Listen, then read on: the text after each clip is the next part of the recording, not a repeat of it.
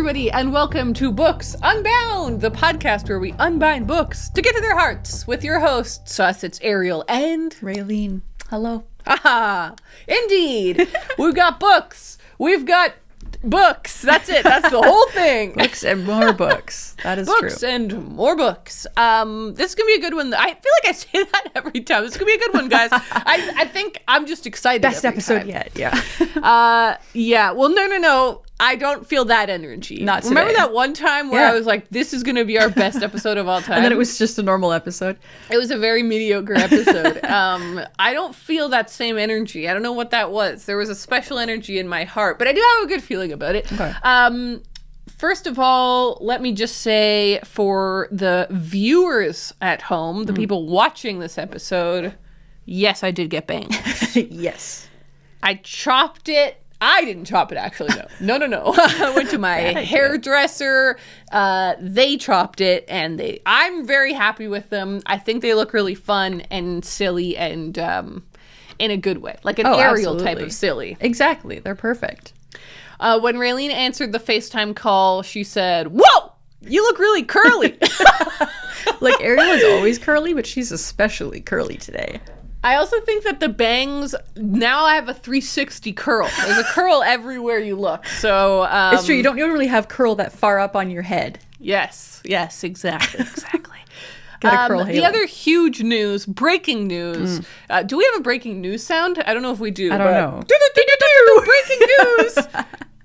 Raeleen, spread the good word, my friend. Spread the good word. Yeah, so something very exciting has happened to me. I wish that I could show you on the camera, but unfortunately, the special surprise is asleep right now. The special surprise is that I got a kitten.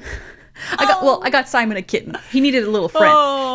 Yes. Kyle and I got a kitten. And yeah, we just got her quite literally like 4 days ago. It's Monday now. We got her on Friday night. So we've just had her for a weekend. And her name is Willow. She's a little calico kitten, but she's so, like, her coloring is so funny because she's not just like, you know, a normal blend of the colors that you see with calico. Like, she has like patches of orange here and there. She has one leg that's fully orange and the rest of her is just like brown and black and white. Yeah. So she looks very funny. Like, she looks like she's beautiful. Just the randomest kitten. And yeah, I'm sure we can insert footage right here. Of I'll some definitely footage. I'll provide CJ with some footage because I've been taking nonstop videos and pictures of her. Yes. Like, she's so cute, and she's also a lunatic. Like, I have been run off my feet this whole weekend because this kitten doesn't stop.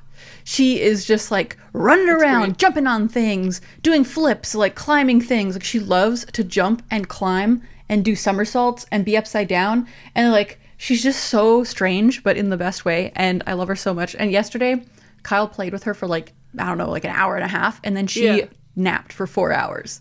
And it was the best thing ever. Like, she sat on top of me and I just hung out.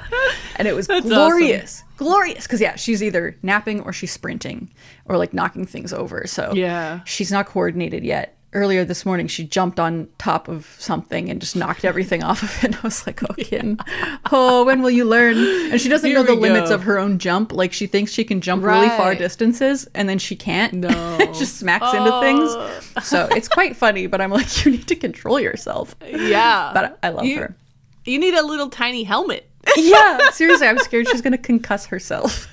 She bonked herself in the mirror a couple of times when she first saw herself. She was like, "What's that?" You sent me a video of her hissing at herself in the mirror, like all puffy, true scaredy cat style. Yeah. That was the first time she ever saw herself in a mirror, by my estimation. I don't know about her previous home, but I think this was her first time because she was like so scared. She is so beautiful, and as everyone knows, Raeleen is a big, obviously cat lover, book lover, but specifically cat book lover. So this is an exciting addition to the Books Unbound cat family. It's true. And this will all come back later in this episode as well, because we're doing a cat thing. It's basically a cat episode. It's a cat episode. I wish I'd had read a cat book. Is a weasel almost a cat? Because I have weasels. Kind of. Willow kind of reminds me of like a ferret, the way she runs around sometimes. She's kind of like weaselly in nature. She's awesome. I love her. I can't wait to meet her. I'm furious that I probably won't meet her as a kitten. I know. Unless you come like right now. You just gotta come on down. It hurts. Come on down. Come on down and see the kitten. That's so great. Well, I was gonna say what has been happening in your life, but it's the cat. It's the cat. She is 100% what's been happening. I mean, I guess I can expand on that a little bit because obviously we've got Simon. He's another cat that has existed in our house for a long time now, and he's not really fully getting used to her yet, but he's making progress. When we first brought her in, he was like really upset. Like he was hissing and growling, like doing that horrible cat sound where he's just guttural, like he hates it. And so we've been just like you know, gradually introducing them and trying to make it as painless as possible. And yesterday, out of nowhere, they booped noses. And I wasn't expecting that because we've been keeping them fairly separate, like just seeing each other, getting each other scent, and then separating them. But yesterday, Kyle was sitting on the floor holding Willow, and Simon just sprinted over, looked at her, booped her nose, and then walked away. I was like, what? What is this? And then, but later in the day, he also smacked her in the face because he wasn't ready for that. So, you know, that's kind of where he's at right now. But, yeah. So that's kind of my struggle right now, is having to keep the cats separate, always having to have like either him in a room by himself or her in a room by herself. And then we have to hide Simon away so that she can like run around, get all her energy out. So it's been like a juggling act, and like having to move all of her little things to wherever she is and making sure that Simon doesn't eat her. You know, it's just been, it's been like a full-time job. So does it make Simon seem even bigger? Yes, absolutely. I feel like you have lost perspective on how big Simon is.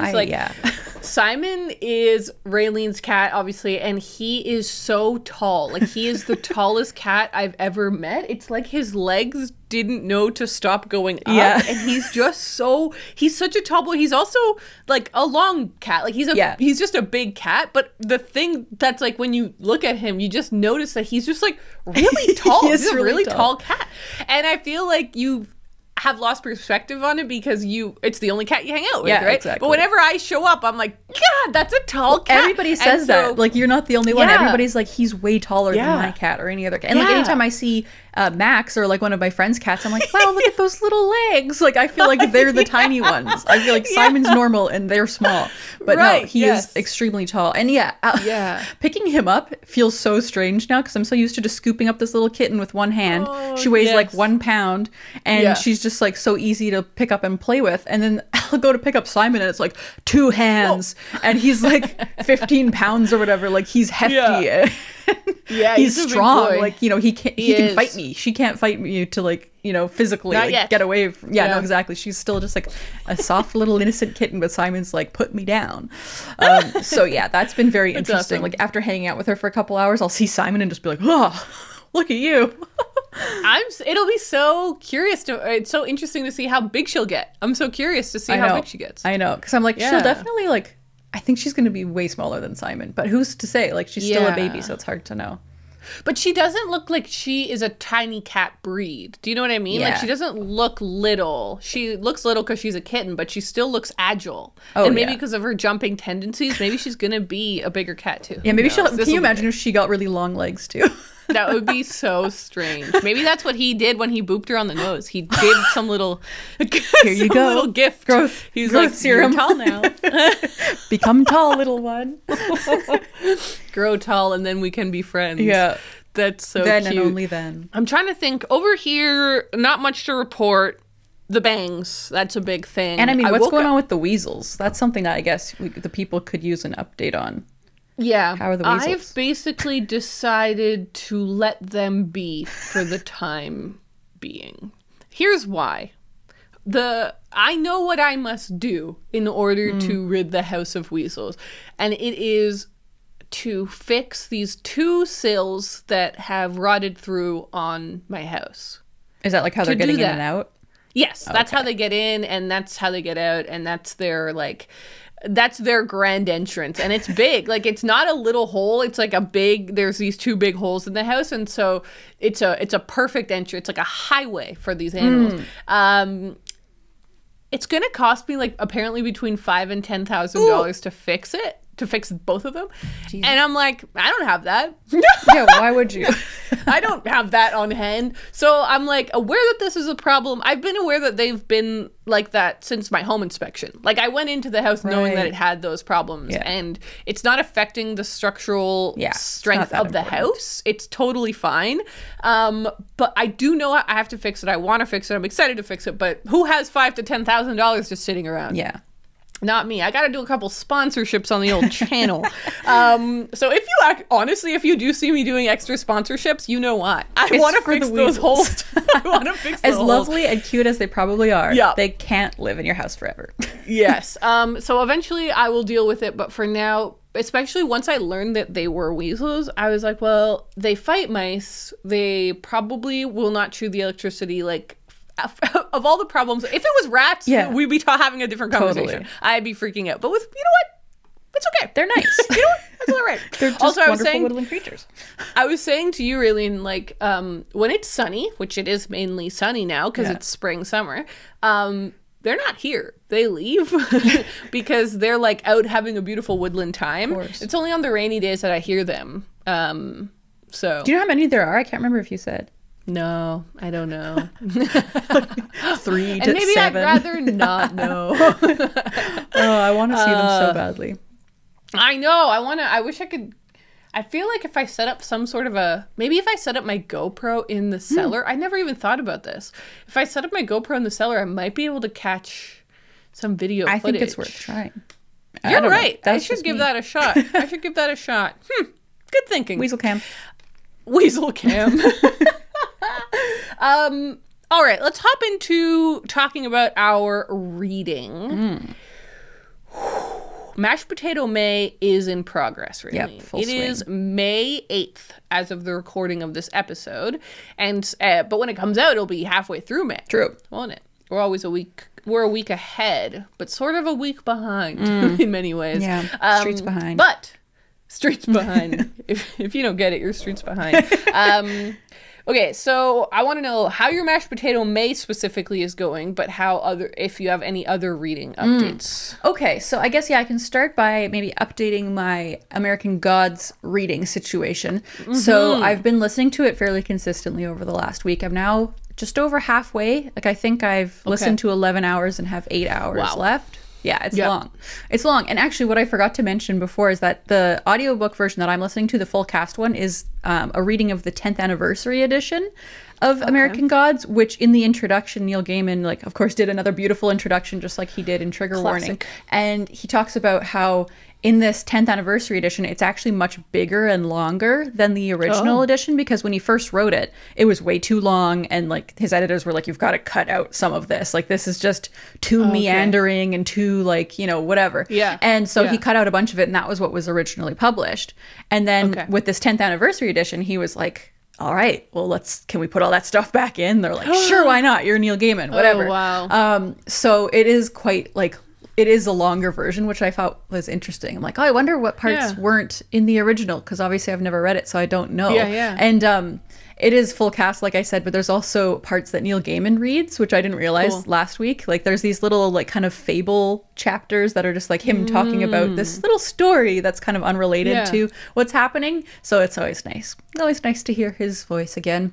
So I'm enjoying it. I wouldn't say like really, really enjoying it or loving it. It's because it is kind of long. Like it feels like this could have been cut down a little bit, which obviously it was, but I think the fact that it's full cast and is so engaging makes it like fun to listen to. So I'm definitely still enjoying it, but I have no idea where it's going. I'm like, what is the point of this book? I'm not really sure. It's just kind of like a couple of guys on a road trip making a bunch of different stops. It actually kind of makes me think of Percy Jackson for adults. That's kind of the vibe that it's giving me. I mean, partly because it does involve gods and all of that stuff, but in Percy Jackson, they're constantly like, all right, we've got to go find this thing. So let's go to this like specific landmark. And like, that's kind of similar to what's happening in American Gods right now. So it's kind of fun to think about it like that. Percy Jackson. But yeah, so that is what I'm currently reading. But I also finished a mashed potato May book. So I'm going to be talking about A Visit from the Goon Squad by Jennifer Egan. Jennifer Egan's 5th book was published in 2010 and won the Pulitzer Prize for Fiction in 2011. She classifies this book as neither a novel or a collection of short stories, as each story is connected but somehow also completely separate. She has since written a sequel to this book, The Candy House, which follows a side character from Goon Squad and focuses on technology and social media. I finally read this book, which it was one of the books on my mashed potato May TBR, so I'm really glad that I did it. Yes. So even if I kind of veer off of my TBR moving forward, I'll feel pretty good that I at least read one of them. So we'll see what happens. I haven't quite decided what I'm going to do next, but so this book was really good. I really liked it. Oh, great. So the basic plot of this book is it's all about music, and kind of it's like centrally around this one guy named Benny Salazar, who is like a music producer. And at the beginning of the book, he's older, and the main story, or the first story, is from the perspective of this woman who used to be his assistant. And so it's like you get to know her, and then the next story you get to see, it's like from Benny's perspective, but it takes place maybe 10 or 15 years before the first one. And so the stories kind of jump around in time and all focus on different people who kind of know Benny or knew Benny or like influenced him in some way. Like it'll go back to when he was a young teenager, or it'll flip back to when he's older. But so it's kind of, it reminds me of like Station 11 almost in that way, where it's like all these different people but there's one person who's kind of at the center of it. Yeah, totally.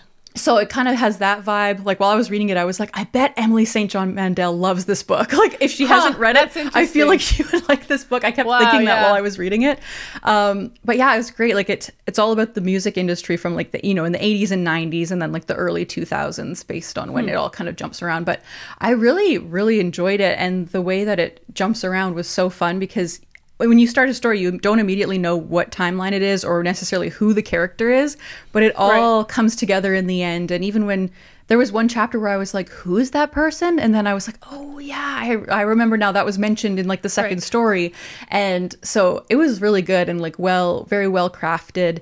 And this book also, for those who don't know, has a whole chapter that's a PowerPoint presentation, which I was really looking forward to. I was like, I don't know what that's going to be about, and like how it's going to, happen. But it was like 70 pages of a PowerPoint presentation. Like it was a large chunk of the book.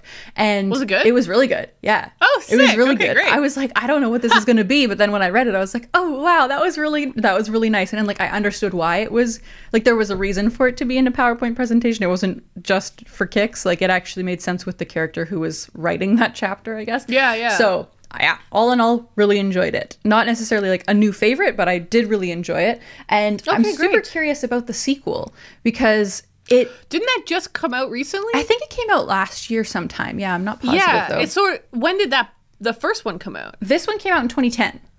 And she wrote, I think, 1 or 2 books after Goon Squad. And then The Candy House came out like basically a decade after Goon Squad. Cool. But it seems like it has a completely different vibe. And there was actually one chapter near the end of this book that had this kind of like futuristic vibe going on, which was kind of interesting. So I think that kind of leads into The Candy House, because it is more about like technology and social media, which this book wasn't really about at all. So I think that could be interesting, but I'm also kind of like, I don't know, like, is it too different? Like I haven't read enough reviews to really know, but it seems like interesting anyway. But yeah, there you go. That's interesting. I feel like I can really picture the cover for The Candy House, because I feel like that book, when it came out, like you say, like a year or 2 ago, it was like everywhere. Yeah. Everyone was talking about it. So it was a pretty big deal. Like this book literally won the Pulitzer Prize for fiction. Like it was a big deal when, in 2010 and 2011. So her coming out with a new book, and for it to be related to that one, because I know she has another book called Manhattan Beach or something like that, and I don't really know much about that one. Like I don't think I really heard much about that when that came out. But then The Candy House is like, big deal. That's interesting also, because I feel like that book was pretty big, weirdly, on BookTube for... That's where I discovered it. Like it's been on my radar for over a decade because someone mentioned it. But I feel like it was big in BookTube, like early BookTube, like 2012, 2011, 2012, maybe 2013. That makes sense though, because at that point it would have only been 2 or 3 years old. That's true. So I I always thought that book was published in the 90s. But I'm realizing it's just because it was set in the 90s. Yeah. Oops. Okay. That's funny. And I guess when it came out too, like, we weren't really reading adult fiction that much. So we would have been like, whatever, that sounds cool, but I'm not going to read that. In 2010, we were deep into Hunger Games. Yeah. Like, we were like in the Twilight era. We were in the Twilight Zone. In many ways. Yeah. In many ways, it was a Twilight Zone of its type.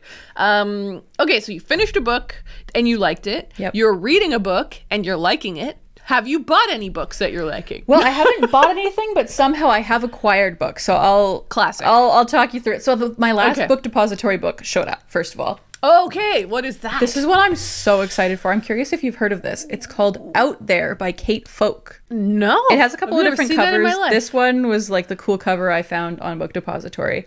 This is a collection of short stories.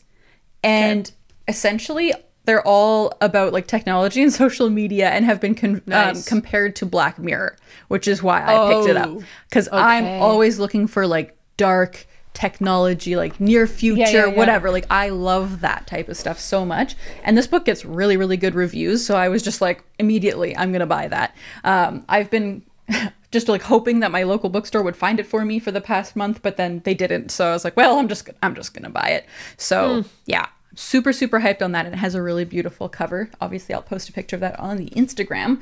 But then I got 3 books from a friend because she was getting rid of books and she just said, do you want any of these? And I was like, well, obviously I can't say no to these. So first of all, possibly the most exciting one, even though it is an ex-library copy, I got the Anne of Green Gables graphic novel. What? Okay, I have so many things. I just felt like 8 emotions. I know. Raeleen. I know. I understand. First of all, I'm surprised that you haven't read it yet. Like, I know you haven't. But I just like reading. I feel like spiritually you should have. Secondly, I'm so excited because I love Brenna. Thirdly, I don't understand why your friend got rid of it. That she may have read it and absurd. Then is just getting rid of it because she doesn't need to read it again, I think, but I'm not sure. Listen, I won't cast judgment, but I'm casting it. And number 4, just pure excitement. This is great. Yeah, so I'm definitely going to be reading this, within the next couple of months because it's the perfect time for it. Yes. And I have been itching to read this book for a long time. Like, it's actually been in my Indigo wish list for a couple of years now. Like, probably since you read it, I've just had it in there. Like, I'll buy that one day. I need to buy it, but I haven't done it yet. And I probably will still buy it because this is an ugly copy. Like, I don't like ex-library books, so I may donate this after I read it and then buy a new one to be, gotta support Brenna anyway. So they put that thingy on it, right? That film. Yeah, it does have that film on it, which I didn't notice until just now. But it's and the stickers, they're so yucky. But anyway, that is like the most exciting thing. But then I also got a couple of cool books, and they're cool editions. Like, I don't know why she was getting rid of these. The Blade Itself by Joe Abercrombie. It's a cool fantasy book. I don't know anything about that, but it looks really cool. I don't know too much either. I just know it's kind of like a dark fantasy book, and it's a series. But this is like a cool hardcover edition. They've done, I think there's like a Name of the Wind that's in these editions as well, and like maybe a Brandon Sanderson book. Like, it's just like a cool UK fantasy publication. But it's really beautiful, and I was like, you know what? Even if I get into that series, I won't be able to buy the whole series in that matching set, which will be annoying, but I don't think I don't know. We'll see. That probably could come at another day. I just thought it would be cool to have that because I want to read more fantasy, so. Yeah. And then the last book that I got from my friend is kind of random again, The Call of Cthulhu and Other Weird Stories by H.P. Lovecraft. But it's in, I was going to say the beautiful Penguin Classics Deluxe Edition, but it's not exactly beautiful. Like, the cover is a little bit weird and gross, kind of, but strange. It's strange and odd. But I've been kind of meaning to read H.P. Lovecraft for a really long time because I love short stories. I love dark stuff. I love weird stuff. I love fantasy and horror. So I've been really curious about him for a long time, but just haven't quite gotten around to it. And then I snapped up this opportunity to get this cool copy. So that's for sure a chipmunk book. I probably won't be reading it anytime soon, but I'm really happy. And it's got, does that have the French flaps? Yes, it does. Yeah. That's what I'm used to with those French editions, flaps, the deluxe guys. Deckled edges. Oh, there's a strange illustration of a fish man on the inside flap. Oh. I quite like that. How spooky. How spooky indeed. HP, you're so weird. But yeah, that's my strange little haul. So yeah, I am really trying to be good. I'm not buying any more books, but they just keep coming through my door for some reason. Yeah. I'm getting more books than you lately. Yes! You finally won. Yes! Okay, I guess it's my turn. It really is. Raeleen, I am so excited. I'm so excited. I finished reading True Grit by Mr. Charles Portis. So let's dive in there. Charles Portis was born in 1933 in El Dorado, Arkansas, the state where he lived for most of his life. He graduated with a degree in journalism and worked as a journalist for many years, including 4 years in New York. He also served during the Korean War and raised to the rank of sergeant. He passed away in 2020, leaving behind 5 very well-respected novels. So, this is also a combo of hauling a book because I did get myself a physical copy of the book. So I have so many things to say. First, let's talk about buying the book. Yeah. I bought it over a week ago because I was loving the book so much. I was like, I really don't see how this book is going to end badly. I mean, I could have imagined it ending like a tragic Western kind of a thing, but even so, I just loved it. Yeah, I loved it so much that I was like, I'm definitely going to want a copy of this on my shelf. So I was trying to track down a very specific copy. That's the one that matches the audiobook I read. That's like, it's brown and it has like, it looks like a Most Wanted poster from like the Wild West. That's the one I'm used to seeing. Yeah, it has a gunshot that's bleeding on the cover. And I was like, that is the most Western thing I've ever heard of. I want that one. So I did a bunch of digging. None of the bookshops around me had it, like, not just in stock, but like they couldn't even order that edition, I guess. That sucks. And so I found it on Book Outlet. And I was like, perfect. That's like a Canadian company. Cool. I'll order from them. I literally got the notice this morning when I woke up and I checked my email. I had an email that was like, your book's been delivered. I was like, woohoo! I go down to my post office, I pick it up, and this was the copy that they gave me. And I was like, I had seen this copy and I don't hate it. I definitely don't hate it. But this is not the copy that I had searched for and purchased. You specifically wanted.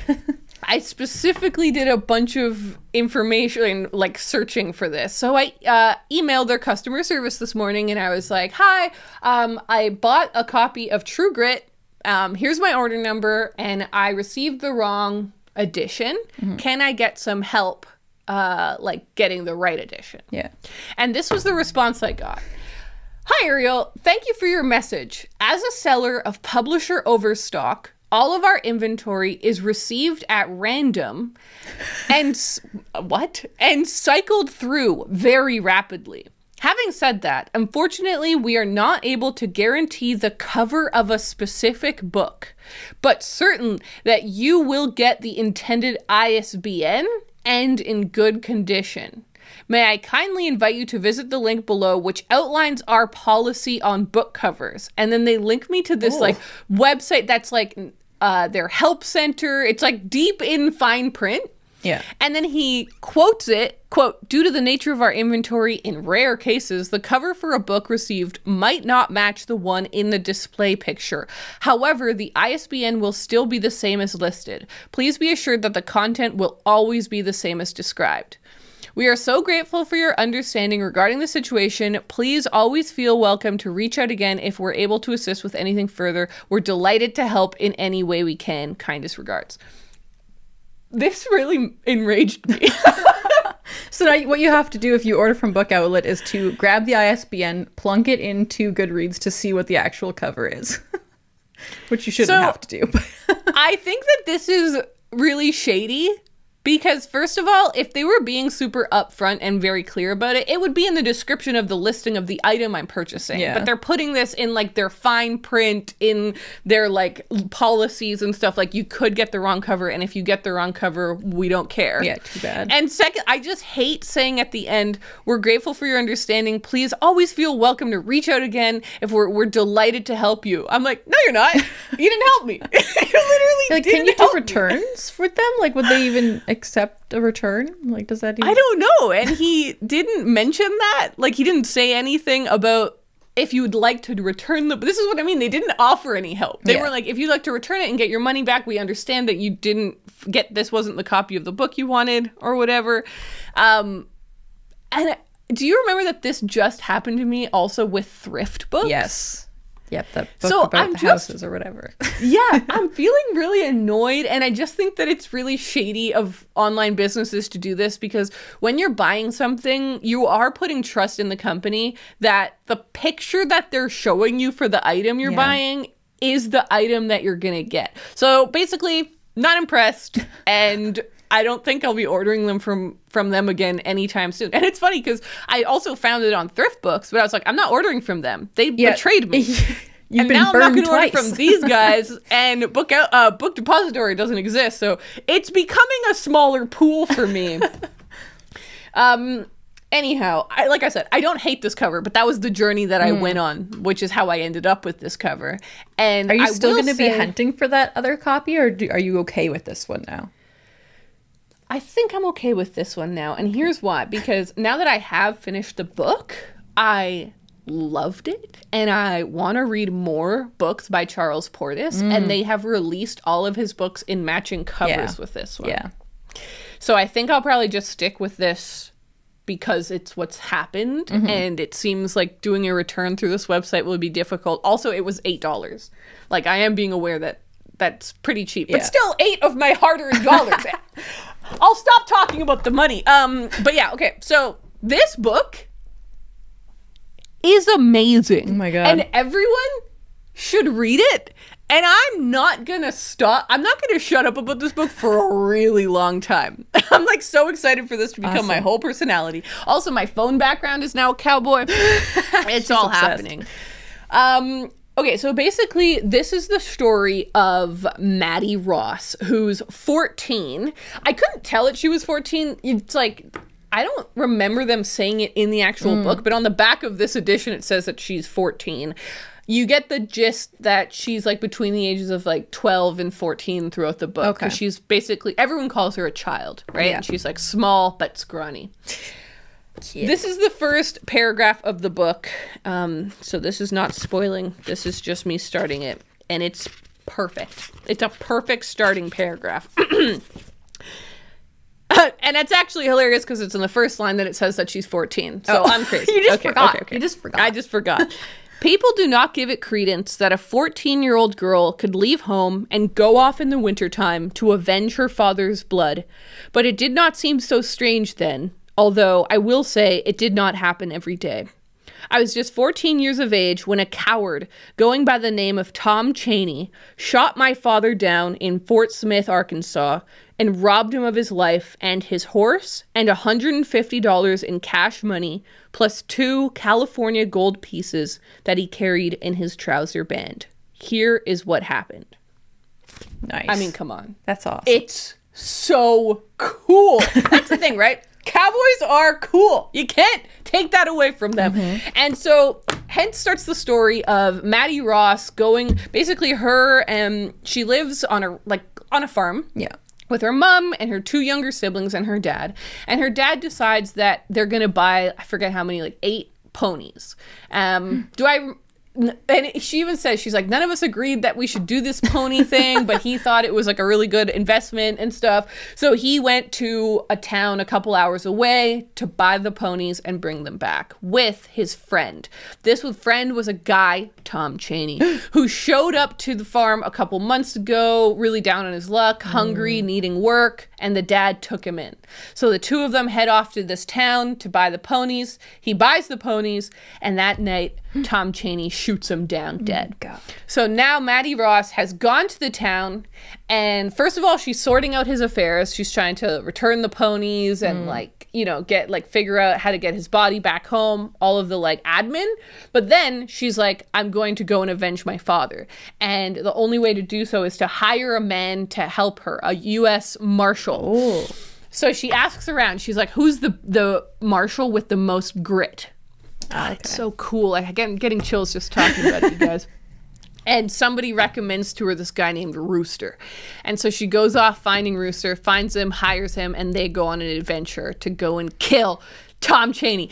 It is exciting. It's emotional. It's beautifully written. It's short. It's concise. The book is only 200 and... I listened to it on audiobook, so I'm like not really aware of it. It's 223 pages, so it's not long. And it's really straight to the point. There is no flowery writing in this book. It is like written from the perspective of her when she's a lot older. She's probably like 70 or something when she's writing her story. Actually, no, she's probably like in her 40s when she's writing the story of this whole adventure. Yeah. And so you get the vibe that she's like this older spinster lady in the early 1900s telling about the story that happened in the mid to late 1800s and the Wild West and everything. I absolutely adored it. And it was a perfect read after having read Outlawed earlier this year. Yeah. Which I also really loved and I totally recommend. But I can really see how Outlawed is like a modern take on a Western story. Yeah. Whereas this felt like a classic in the Western genre. Like this is from the 1960s. Yeah. Which I didn't even really think about when I started reading it. Like if you recall, I talked about how I picked this book was just I went scrolling on the library app to see what audiobooks were available now just so that I could listen to something while I was on a drive. And True Grit came up and I was like, sure. Cowboys? All right, I'll give it a shot. I love that you took a chance on that. I really love that. It's so random. I know, it was not in the cards for me at all, and I just took a chance, and this is absolutely one of my favorite books of all time now. And I will 100% be reading more Westerns. We're at the beginning of something good, Raeleen. But secondly, I will definitely be checking out more Charles Portis books because... it seems because after I read it, I literally finished it this morning so that I could talk about it on the podcast because I only had like 40 minutes left of the audiobook. Yeah. But yeah, I was looking up Charles Portis so I could write his little bio and talk to you guys about him and stuff. And it seems like so many people are really, really big fans of him. Like that he has this like cult following of like really loyal people that loved his books, including... Miss Donna Tartt, who in the audiobook version and in this version and also the version I didn't get has an afterword. Oh, cool. Which was definitely written as an introduction. So I don't know why they put it as an afterwards. And she's like, she says at the end of it, so I'm so pleased to introduce you to Maddie Ross and Rooster Cogburn. And I'm like, and now the book is over. The book is over. Hold on a second there. She talks about how much she loves... I think she's from Arkansas. She's definitely from the South, but I forget if it's Arkansas. But yeah, she loves Charles Portis, and she says, like, here's the line, and this is why I believe that True Grit by Charles Portis is a masterpiece. So she, like, absolutely loves it. She has a theory that... Because at the time that it came out, and for a while after, it was like really, really well regarded. And she said like it was read in English classes and stuff. Wow. Like it was like really well. But then they made the movie of it. Yeah. And she has a theory that kind of lessened its like literariness. Right. Because the movie is good, but it is like it's like, you know, a Western movie. So she thinks that dulled its powers a bit. And so she's excited that they're like republishing them and everything. I loved it. I loved it. Now you're making me want to read it. Big time. Good. So good. Yeah. Okay, so I finished this and I have resumed reading Swimming Studies by Leanne Shapton. So yesterday, Raeleen and I did our live show for our patrons. Every month we do a live show, and it's always a good old time if you want to join and hang out. Also, they are always there in a backlog. So if you ever just wanted to hang out and rewatch those because you join as a patron anytime, you can go back and watch them. But yeah, they voted for which book I should read next, and they voted for Swimming Studies. Yep. And I gotta tell you, very easy to drop back into this book. Oh, good. Because it's just so well written. It's really, really beautiful. but also it's like written in vignettes. It's very non-linear and very piecemeal. So I'm like, I don't feel like I missed anything, if that makes sense. Whereas with other books, you might feel the need to like, oh, I got to restart this. Yeah, because if you forget certain details, it can like throw everything for a loop. Exactly, but I'm not feeling that, thankfully. So, loving that. Excited to finish it because that was on your TBR for mashed potato. It's on my mashed potato TBR, which is a good segue. Let's take another dive into the world of Instagram, where people have been sharing their mashed potato updates. So I'm seeing a post from Jagoopy, fantastic name, who just posted a few hours ago that they are reading A Tree Grows in Brooklyn by Betty Smith. Oh, I've been meaning to read that. Yeah, I have. I've bought that book, gotten rid of it, and then rebought it in my life, and I still have that as a second copy, and I've just been like waiting to read it. So excited to read that. I'm looking at this post from Charles Heathcote that says, my plans to start Mashed Potato May went awry last week when The Elegance of the Hedgehog, a book I've been meaning to read for 15 years, bored me to tears. I have heard that about that book, for sure. That's very funny. Therefore, I had to rethink things and create a new TBR of books that I've been planning to read for the longest time. And one of the books is Streets of Laredo by Larry McMurdy. Another Western? Yeah.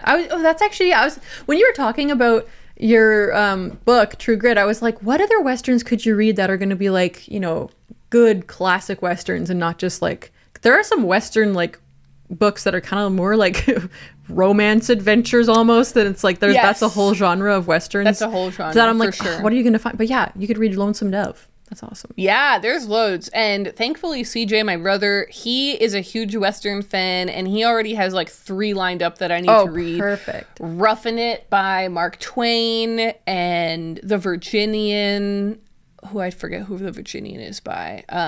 There was another one. There's loads. Oh, that's awesome. That's awesome. Yeah. Okay, I'm looking at a post from Amy Does Read Sometimes, who 2 days ago posted this TBR/hopefuls picture that it's literally so many books. They've posted 15 books and are hoping to kind of dip into as many of them as possible, I guess. But some highlights are Upstream by Mary Oliver, Malibu Rising by Taylor Jenkins Reid. There's that cool Eve Babbitt's one. I was going to say that Eve Babbitt's book I just got, A Man Called Uva, Men Without Women by Haruki Murakami, Happy Place by Emily Henry. Yeah, lots of good options there. I feel like those are all good quick reads. So hopefully you read some of those, Amy. I'm loving this photo posted by Unicosaurus. It's they write, my babe built us a deck off of our bedroom. It's a vibe. Hashtag mashed potato May. And you can see this beautiful new deck, and they are just so cozy in a flannel blanket on a chair deep in their book. There's a dog in the background. Incredible. But they're like also wearing a hoodie, and I just really relate to it because I'm like, it feels like it's probably a little cold still, but they've got a new deck, so they're out there reading. Of course, you gotta do what you gotta do. I love it. Yeah, that's a good awesome. Picture. Okay, I just want, here's one last one for me today. Yeah. Reading by the Shelf posted a picture of Cleopatra and Frankenstein by Coco Malors, and they say, I'm straying from my May TBR a little bit, but I've been wanting to read this book for absolute ages, so I've decided to pick this up next after Breasts and Eggs. Woohoo. So got some TBR straying a little bit. That's classic. It's bound to happen. Happens to the best of us. All right, well, thanks everyone again for sharing what you're reading. We're gonna keep doing these check-ins throughout May because they're a really fun way to check in with what you're reading, so definitely post what you're reading, how it's going, and thanks again. And okay, we can keep jumping into what I'm reading. I need to get a new audiobook, so that's gonna be a fun thing to pick out. Yeah, just go scroll and see what's available now. Yeah, what's available. But the thing, part of the reason that audiobook was so good, and I do really recommend the audiobook yet again, is that not only did Donna Tartt read it, obviously, but because of the structure of the actual writing and the story, it's a woman telling the story of what happened to her. Yeah. And so it's just so easy to follow. Like that for me is the perfect, if I'm going to be reading fiction. Oh, true. I've noticed that's the kind of audiobook that I can actually do. Another example of that was Death in Her Hands. I felt like I had no problem following that because it's just a lady telling you of a thing that happened. It's not very experimental in any way. It's not that's like when jumping you can get around. lost, for sure. Yes, there's no time jumping. It's just like, here's where it starts and then here's where it ends. So cool. That's good to know. Once again, I will shout out our link. That is an affiliate link. So whatever, I flag that. But it means that if you use our Libro FM link, you can support Libro FM, which is an awesome indie book website. You can support your local bookshop, because if you tie your local bookshop to your account, they get a kickback. And 3, you'll get 2 books for the price of 1. Cool. And you'll support us. So we'll link that since we're both reading audiobooks we're liking. That's true. American Gods, also a great audiobook. Yeah, exactly. Okay, so the final book I wanted to mention today was the other book that I got, and it was a gift, technically. And it is this crazy copy of Catch-22. Look at this thing, Raeleen. I love weird old hardcovers. I know. It's amazing. Awesome. So this strange guy, I couldn't pass it up. I was like, this is just such a bizarre but also beautiful copy of this book. So Connor, the other day, he was like, I want to read Cloud Atlas. Ooh, okay. And I was like, okay, what a choice. And he was like, I know, but I feel like he's writing a big project right now, and he's like, I feel like there might be something in Cloud Atlas that is sort of similar to how I want to write my book. Okay. So he's like, it'd be good research. I was like, okay, great. So he looked in all of our local bookshops and nobody had a copy, which is crazy to me, right? That is crazy. It's usually everywhere. I know. And so I was like, he looked on the websites and stuff, and I was like, maybe in the used books, like I'm sure a used bookstore somewhere around here has it, because it's one of those books that you always see at thrift shops. So later on, we were going to a thing, and I was like, I think there's a Value Village near there.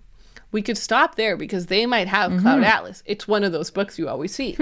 And we looked around. They did not have Cloud Atlas. They did have lots of other of the thrift shop classics, like Water for Elephants. I always see that book at thrift shops. So true. But yeah, while we were poking around trying to find Cloud Atlas, that's where I saw this. And I was like, oh my God, that is such a weird copy. Like, I've never seen that. Did they make a movie of this? Is this a movie tie-in cover? It seems like it could be. I have no idea, but it also has this loose leaf paper that was within it, which is cream cheese dip for fruit. Whoa! It's a recipe card. That's amazing. From honestly God knows when, because this edition was published in the 60s. And honestly, a cream cheese dip for fruit sounds like a 60s kind of a concept. Oh my God, you should make it. 1961. Here are the ingredients. 1 package of cream cheese. Yum. Off to a good start. 3 tablespoons of sugar. Oh! Ah! Why is it so sweet? Half a teaspoon of vanilla. Add milk to desired consistency, less than a quarter C. Cup, thank you. Good Lord. You can tell I don't make many recipes. Whip together. Sprinkle with cinnamon. Ooh. I do find it a little funny that somebody found it necessary to write that down. I feel like you can make that up. Yeah. It's cream cheese, sugar, and milk. Gotta keep it safe in your Catch-22. Yes, if I ever read this, I will use that as the bookmark for sure. Incredible. That will live there forever. This is definitely, like you were saying, this is a chipmunk book. This is a book to be squirreled away. Yeah. I love finding great copies of classics and just grabbing them, snatching them up, and having them for when I do inevitably read it. But it is unread. It's definitely never been read. Like, it's, you know how you can tell when, like, nobody's read this. It's in perfect, pristine condition. That's very cool. So that, I had to grab that. That's perfect. Okay. Gotta do what you gotta do. We've talked about our reading. Now it's time for your book game. Yeah. So this book game was kind of a collaborative effort between you and I. I decided I thought it would be hilarious for us to do some kind of cat-related book game. And so I went hunting for a cat book tag on the interwebs and didn't really find anything great. So I told you about this and you kind of came up with some great prompts. So thank you for the efforts. You sent me 2 quizzes. You're like, should we do one of these? I was like, how about I just make one up? Because yours these is much questions, better. Yeah. These questions weren't very fun. Yeah. So this is the official Books Unbound cat quiz. Cat quiz? Cat tag. Cat tag. All right, so I'll lead us through this. So the first one, Sphinx, a book that you think is the best in its genre. Love that. Because it's like the king cat. It's true. Sphinx cats are wonderful. Well, you go first. You answer first. All right. I picked Ballad for Sophie, the greatest graphic novel I believe I've ever read. I love this graphic novel. I think it's a true 10 out of 10.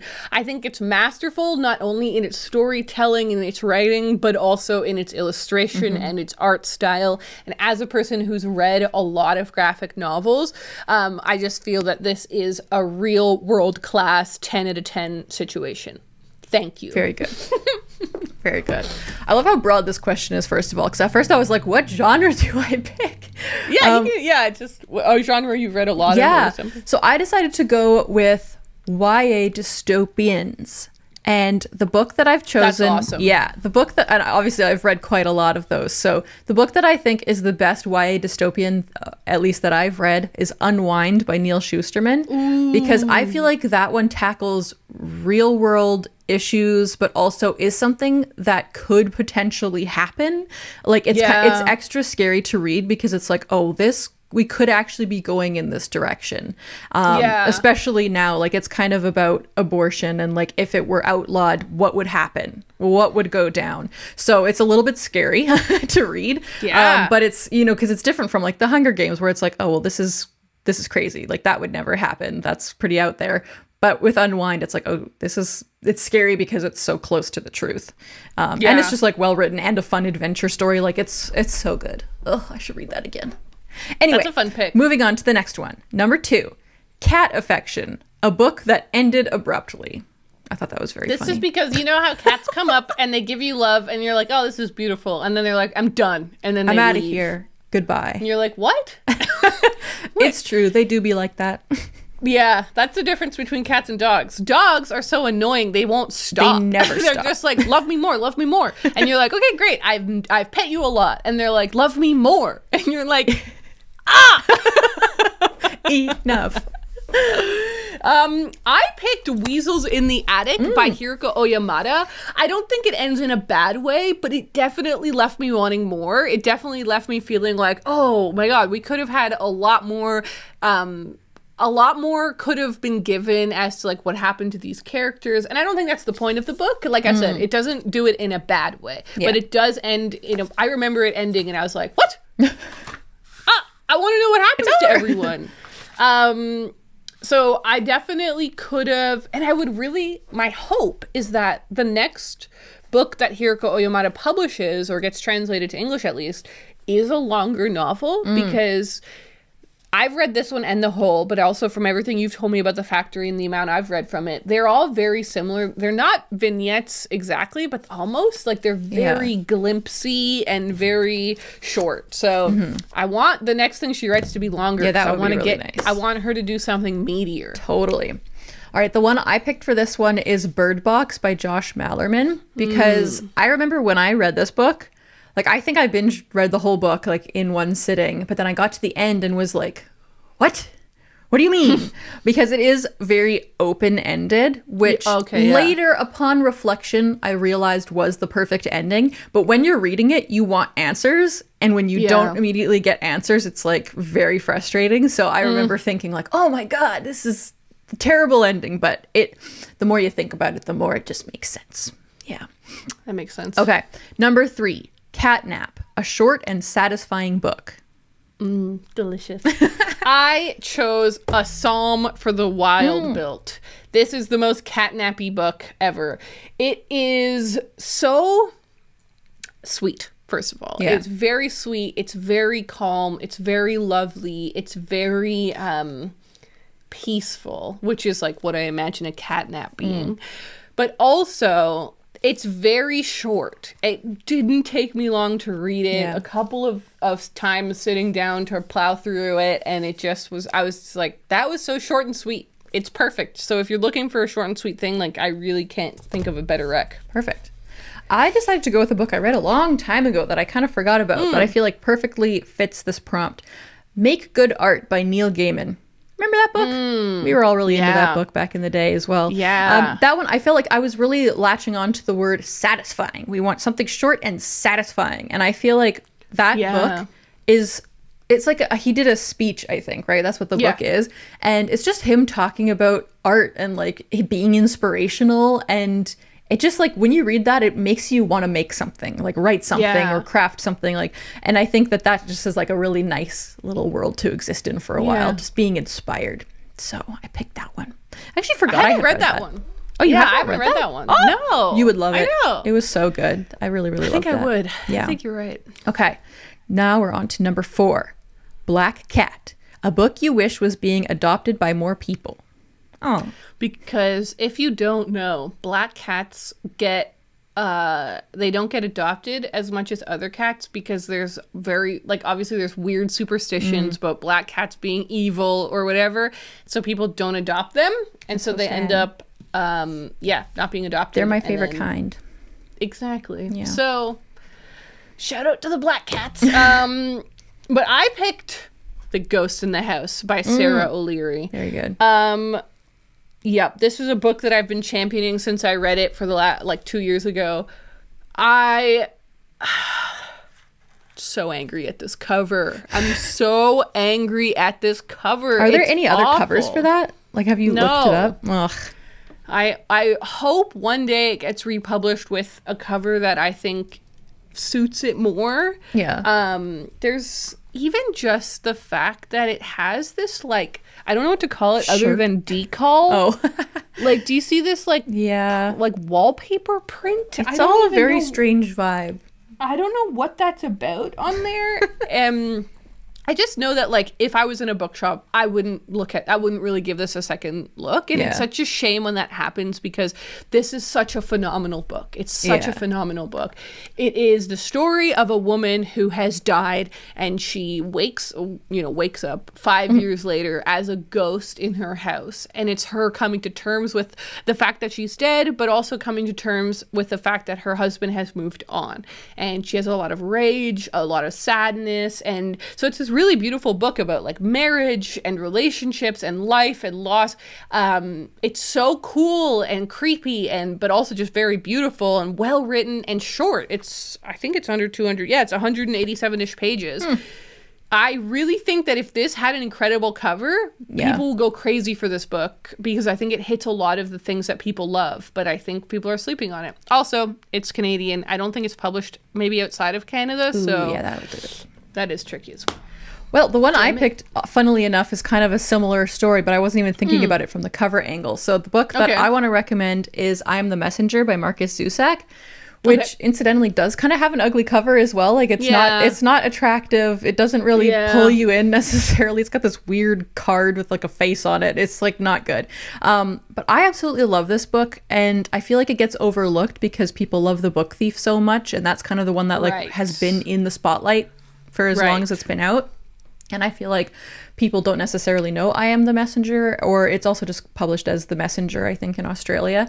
And I love this book, just as much, if not more, than The Book Thief. I really, really love this book. It's about this guy named Ed, who is a 19-year-old cab driver. And at the beginning of the book, there's a bank robbery, and him and his friend just happen to be at the bank when this is happening. So they're kind of there for it.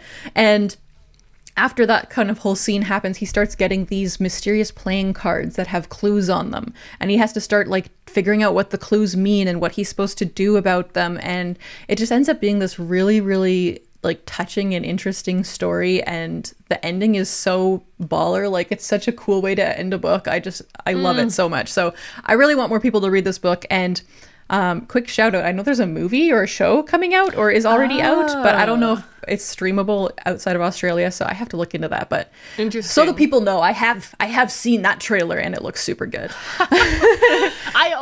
That reminds me, I was going to mention, I now do want to watch the True Grit movies. I forgot about so because there's the when OG did the first one, like when did the original one come out? I think 1969. Like way back in the day. That's cool. Yeah, 1969, and it stars John Wayne. Whoa. And then they made the 2010 version. Yeah. 2010 with Jeff Bridges, Matt Damon, and Haley Steinfeld. Yeah. Very cool. I'm excited for you to watch those. I gotta see them. That'll be cool. I gotta see them. Okay, so next up, these last 3 clues are my favorite ones that you came up with. There's one for each of our cats. So the first one is Max, a book with a red cover. So this is because Max loves the color red. It's her favorite color. And we noticed this especially when she was a kitten, but like, because obviously when they're kittens, they play with toys more than they do when they're adults. Yeah. And so we had gotten her a bunch of toys, and she only ever played with the red ones. And then we just noticed that was a trend for her. Like, whenever there was an option, she'd always pick the red one. We're like, oh, that's so cute. She has, like, her favorite color is red. Then, the creepiest thing that's ever happened in that we were moving. We were leaving this house that we'd lived in, and we were moving the couch. And we found that she had a nest of red items under the couch, which was a place that she liked hiding. Yeah. And it was like literally like 6 red items, like more than a coincidence. Yeah. It was not a coincidence. She had collected red items, like a red little spring and a red string and a red little fuzzy ball and stuff. And we were like, oh my God, she loves red. That's so crazy. Weird. I know, I absolutely love it. So the book I picked is I saw this on my shelves and I was like, I'm really excited about this book. And it is Aesthetica by Ali Rowbottom. I bought this one earlier this year, right at the end of January. And I've been dying to read it since. And it's so funny that I want to read it, but just there's like all these other things I feel like I'm supposed to be reading instead. Yeah. So I keep not being able to read this, and it keeps coming in at the library. My library app is like, it's here, and I'm like, deliver later. I'm not ready yet. I can't read it. That could be the first thing you read, like in June or something. Yeah, just around the corner. I think it might have to be. So this just sounds really good. It says, at 19, Anna was an Instagram celebrity. Now, at 35, she works behind the cosmetic counter at the Black and White store, which is like Sephora, peddling anti-aging products to women seeking physical and spiritual transformation. She, too, is seeking rebirth. She's about to undergo the high-risk elective surgery, Aesthetica, a procedure that will reverse all her plastic surgery procedures, returning her to her truer self. So it's like about... So good. I know, it sounds really, really good. It's about Instagram and plastic surgery and the pressure of being online and all of those sorts of things. I think it sounds really good. So, yeah. And it's like, I guess it's not fully red, but it's pretty red. Oh, it's quite red. And the spine is red. Yeah. So the spine is red. That counts. Well, I decided to pick just a random book that I read a few years ago and really liked. And that was The Chestnut Man by Soren Sveistrup. And that was one of the first books I ever read and talked about on the podcast. So it feels like a special podcast book in my heart. But I feel like I don't get opportunities to bring it up very often. But it is this really dark European murder mystery. And I want to read it again because I just remember flying through it, and it's not short. It's maybe 450 pages. It's a fairly hefty book, and I flew through it in a couple of days because it's just so gripping and so good and very twisted. I don't remember all the details, but I remember around every corner just being like, oh my God, this is dark. So if you really like dark murder mysteries, I highly recommend that one. And it is pure red. It is front, back, and spine is just red. Oof. So I thought I would go with that for this one. Okay. Perfect. Next up, Simon. What is the tallest book on your shelves? Because he's a tall boy. That made me laugh when I saw that. That was too good. This was fun because it was so easy to get the book. I know, you just have to scan your shelves. It's that one. Yeah. For me, it is The 100 Nights of Hero by Isabel Greenberg. This, I'll put it for the video. You can see it compared to a normal sized book. It's a huge graphic novel. that was given to me by Penguin like many, many, many years ago. And I never read it. And here it is. But it looks beautiful. I've heard really good things about it. But it is ginormous. It's so tall. Well, the tallest book I have, I'm going to show it to the camera as well, is The Princess Bride. And this is, I think, the 30th anniversary edition or 25th. Yeah. I think this is the 30th. And it's this like tall, oversized, like brown covered kind of like old looking book. And it's got illustrations, which are beautiful. So I'll take a video clip of that for the video version of the podcast. But yeah, it's just like this big oversized like storybook version of it. And even though I have a mass market copy of it, I'm like, I can't get rid of either one because they both have their own purpose. I really like the Does tall the one. Princess Bride start with a book being opened? Like in the movie? Am I making that up? It might. I'm trying to think. I don't know if it does. Okay. It's definitely a book about someone reading a book, though, so it's possible. Yeah. Those are our tall books. Tall books for Simon. Okay, and then the final, the final one is for Willow, my new baby girl. And I thought this was so funny. A book with pacing issues. Because all I'm hearing so far about Willow is that she's like being a total freak, having freakouts for like an hour, and then she falls asleep for an hour, and then she is running around like a lunatic for an hour, and then she falls asleep for an hour. Yeah, she's all over the place. So I picked Novelist as a Vocation by Haruki Murakami, because when I wrote the question, I was like, it's funny because I wrote these questions, and then some of them I found a little hard. I was like, oh God, now I have to. But the second I started thinking about it, I was like, actually, the book I'm reading right now, which I'm putting just a pause on while I plow through the mashed potato books and stuff, because I have so many things I have to read in May. But yeah, this one is challenging me. It had such a great start, and I was enjoying it so much with its, like, you know, just really easy to read essays. Yeah. But suddenly the essays have become pretty wordy and kind of boring, honestly. Damn. And so I'm just like, I don't know if I'm liking this so much. So it's feeling like the pace is a little bit all over the place. Okay.